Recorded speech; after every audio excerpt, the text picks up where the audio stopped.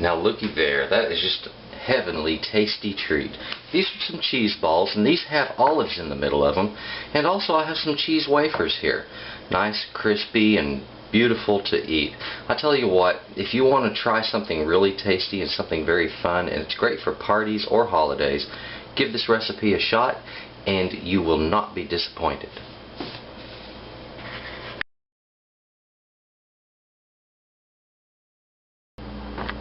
Hello, welcome back. We are going to be making some interesting cheese wafers and also cheese balls. I'm going to show you two recipes kind of built into one. Now what I have here, and this is our ingredient list, I have 2 cups of flour here. Now this is a bread flour. It is not a self-rising flour, it's just a regular good quality flour. I like to use a high protein flour. I like the structure it gives me. Back here I have 2 sticks of butter. Those have been brought up to room temperature. I have 8 ounces of grated cheddar cheese, and this is a extra sharp cheddar. I have some green olives here. In a bowl I have some cayenne, salt, and this is a half a teaspoon of cayenne, half a teaspoon of salt. As far as how many of the olives, well, that just depends on how many balls you want to make, but this recipe can make quite a few, and you'll see that in a bit. Over here I have some crisped rice. Now make sure, this is a cereal, make sure that you get the crisp rice, not the puffed rice. Some Tabasco, you're going to want a half a teaspoon of the Tabasco. And this is something you can do by hand, and in fact that's what I'm going to do here. We're going to put all of this together by hand for you and then roll it out by hand so that you'll know how to do it without any kind of mixers or anything like that. So let's get right at this. The first thing that we have is some flour here, and I have this in a sifter. Now you're going to need to sift some recipes. It's rather important, and that's because sometimes you need to lighten up the flour and add some air to it, and other times, let me get the rest of this cayenne out of here. Other times you're just working it to make it, or working in other ingredients like I'm doing here. And so I'm actually doing both things. I'm making this just a little bit lighter, working in the ingredients. It produces a far better quality product.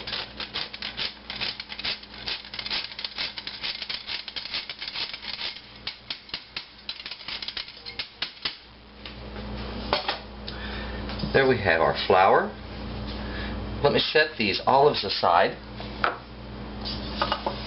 And what I'm going to do is we're simply by hand going to combine the flour, butter, and the cheese. And then after we get these well combined and the Tabasco added in, then I'm going to put these crisped corn, or excuse me, the crisped rice in at the very last moment. So let's start with some of the flour. Don't need all of it. About half to begin with. And just start squeezing it into that butter.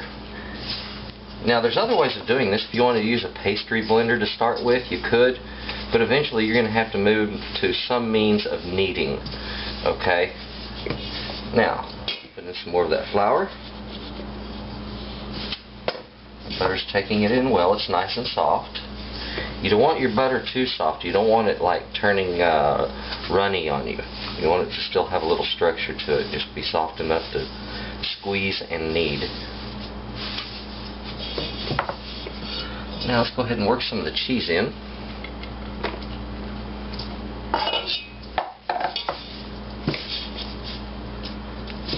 If you have weak hands, this is great exercise for them.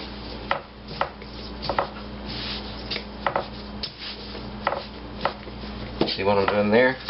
Just using my knuckles to push down on it, work things into it. You don't have to squeeze it.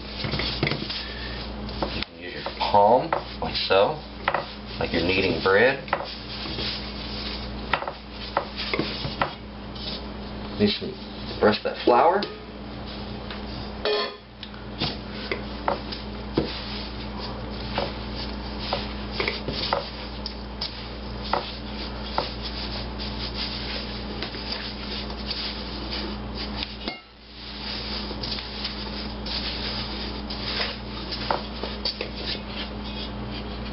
The rest of our cheese.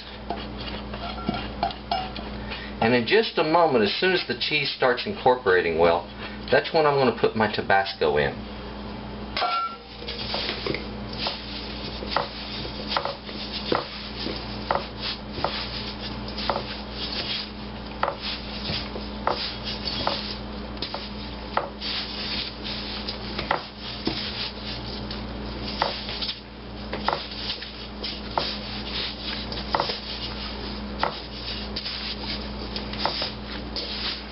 There we go.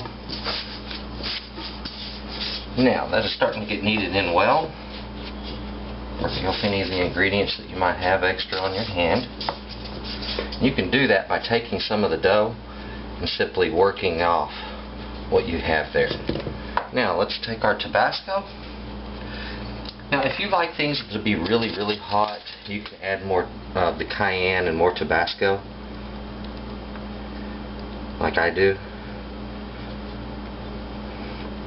See here, a little bit gets over the edge and into it.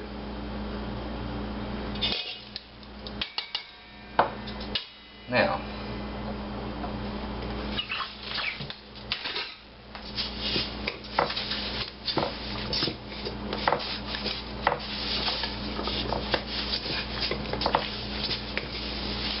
watch, I'm going to pick up the flour on the edges of the bowl. I'm going to work that in. There we go. So I've produced a nice, smooth, cheesy dough. Okay? This is just a basic cheesy dough. Nothing to it. It's not going to rise much or anything like that. It's going to stay kind of flat, and that's quite on purpose. This particular recipe, both of the things that we're going to do, we don't necessarily need it to puff up nearly as much as we need it to just sit there and turn nice and crisp for us. Now, these are going to take on an interesting property when they're incorporated into this and once they're cooked. As they cook, the rice takes on the butter. It absorbs it. And it sort of becomes like a crunchy little nut inside of it. It has the texture of like a pecan after a pecan's been cooked.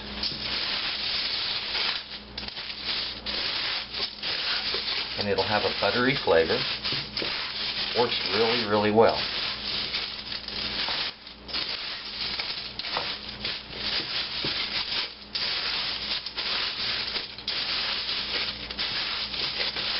Now, of course, you can easily double this recipe, and it makes quite a few. It's great for holidays. It's also wonderful for parties. And once you feed these to a few of your friends, you're going to be making a lot of them. And everybody's going to ask you, where did you get that recipe?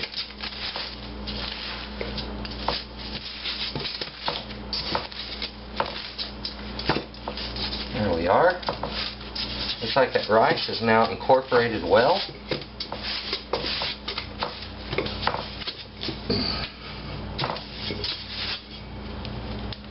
There we are. We have one giant cheese ball. No, I don't recommend you cook it that way. I think it would come out a horrible mess. It'd be gooey slop in the middle and a little bit crunchy or overcooked on the outside, and you wouldn't be happy. But what we're going to do next is going to be kind of neat. Now, let me move a couple of items around here. We're going to mix the room.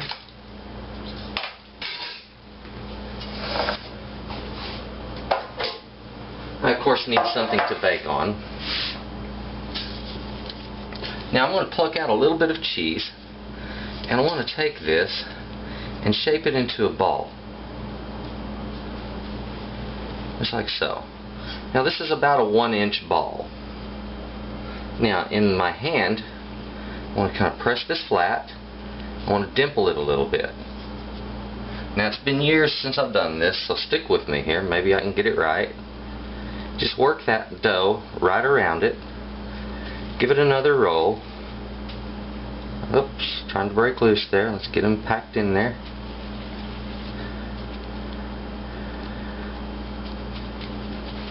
Now these make wonderful little hors d'oeuvres, and wait till you taste it. It's just off the hook good.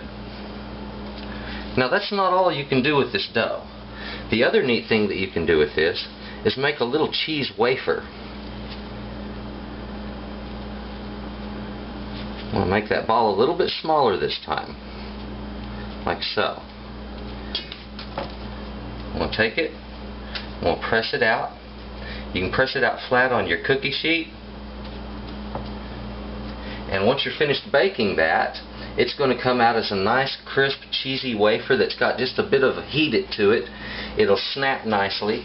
It is going to be wonderful. You'll be really surprised how tasty and delightful these little things are. They are in no way healthy for you. They've got so much fat in them, it's unbelievable. I mean, you've got all that butter, all that cheese. However, sometimes for parties and things like that, you just got to have something special.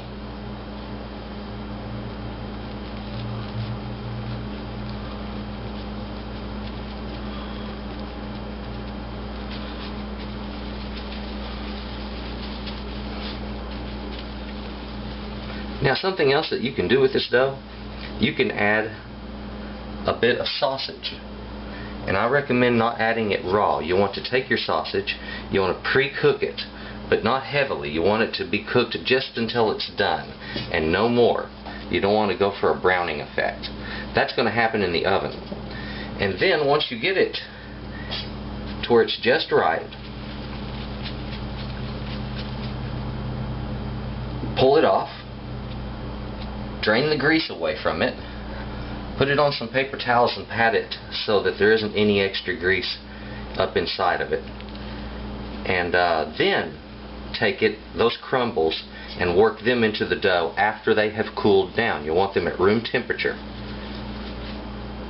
And then once you roll it into nice little balls, and you want small balls for that, about 1/2 to 3/4 of an inch in diameter.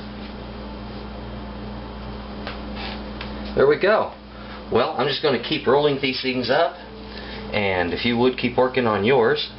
And once we're all done, we're going to put them in an oven. We're going to cook those little guys at 350 degrees.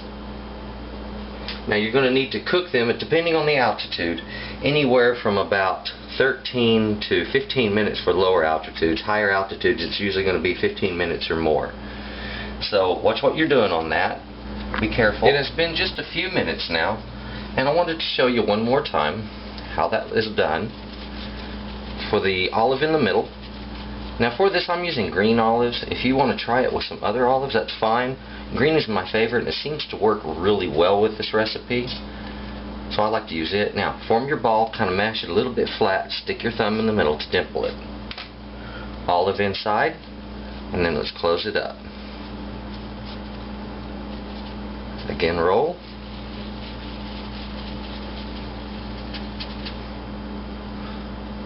Shape it a little more, and you're finished. Once more.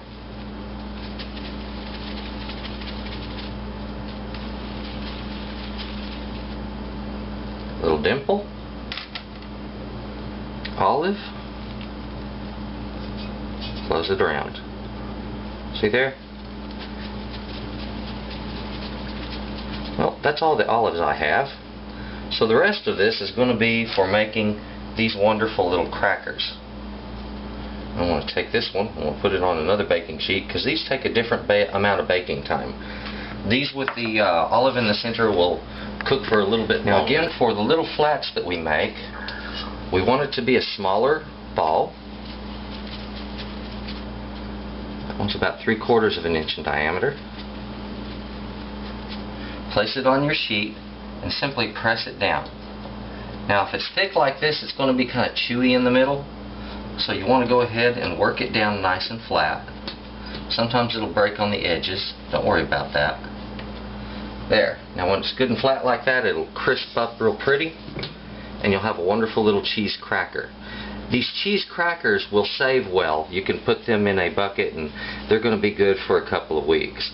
The one with the olive in it needs to be prepared that day, or pre-prepare it, as you've already seen me do, and put the balls without cooking them into the freezer. So freeze them down. After they're frozen, at that point they'll be ready to use at any time. So you just pull them out of the freezer and then throw them in the oven and cook them up as needed. Okay? It's a simple thing. I hope y'all enjoy this. This is one of my favorite recipes, that's why I'm sharing it with you, and this one goes back to my childhood. Now when you've finished baking these up, go ahead and transfer them to a cooling rack like you see these are on. That way they can cool down and get nice and crisp the way they should be. Okay? Well, I think in just a moment we're going to get a chance to try these. Well, there we have it. We've cooked them up. Let me pull one of these little guys out here. Oh, look at that. Nice and crisp.